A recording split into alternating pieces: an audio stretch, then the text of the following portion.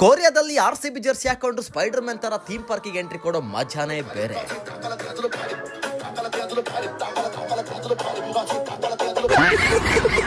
ನಮ್ ಮಂಜಣ್ಣನ ಜೊತೆ ಕಾರಲ್ಲಿ ಥೀಮ್ ಪಾರ್ಕಿಗೆ ಬಂದು ಖುಷಿಲಿ ಓಡಾಡ್ಕೊಂಡು ಹೋಗಿದ್ದೇನು, ಆಮೇಲೆ ಬೀಜ ಬಾಯಿಗೆ ಬರ್ಸ್ಕೊಂಡಿದ್ದೇನು.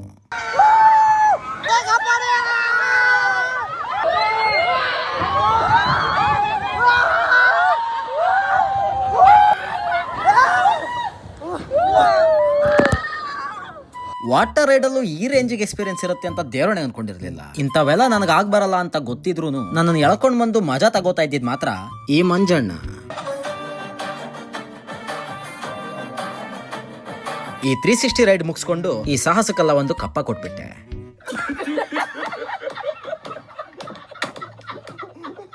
ಆಮೇಲೆ ಇರೋ ಬರೋ ಸಣ್ಣ ಪುಟ್ಟ ರೈಡ್ಗಳನ್ನೆಲ್ಲ ಮುಗಿಸ್ಕೊಂಡು ಆರೆಂಜು ಬ್ಲೂ ಅಂತ ಬಣ್ಣ ಮಾಡೋದು ಎಕ್ಸ್ಪೀರಿಯನ್ಸ್ ಮಾಡ್ಕೊಂಡು ಫೈನಲ್ ಆಗಿ ಕಾಲಿಟ್ಟಿದ್ದು ವೇವ್ ಪೂಲ್ಗೆ. ಸಂಜೆ ಆಗ್ತಾ ಬಂತು. ಒಂದ್ ಕಡೆ ಸಖತ್ತಾಗಿರೋ ಸನ್ಸೆಟ್, ಇನ್ನೊಂದ್ ಕಡೆ ಬರ್ತಾ ಇರುವಂತ ವೇವ್ಸ್ ಗಳು. ನಾವೇನೋ ಗಂಡೂಸ್ ಅಂತ ಮಜಾ ಮಾಡ್ತಾ ಇದ್ರೆ ಇಲ್ಲಿನವರು ಚಿಕ್ಕ ಮಕ್ಳನ್ನು ಹಂಗೆ ತೇಲಕ್ ಬಿಟ್ಬಿಟ್ಟಿದ್ರು. ಸೇಫ್ಟಿ ಜಾಕೆಟ್ ಇದೆ, ತೇಲಾಡ್ತವೆ, ನಿಂಗೇನ್ ಪ್ರಾಬ್ಲಮ್ ಅಂತೀರಾ? ಒಂದೊಂದ್ಸಲ ದೊಡ್ಡಕ್ಕಿರೋ ಅಲೆಗಳು ಬಂದಾಗ ಮಿಸ್ ಆಗ ನೀರನ್ ಕುಡಿದ್ರೆ ಬಾಯೆಲ್ಲ ಉಪ್ಪುಪ್ಪಾಗಿರುತ್ತೆ.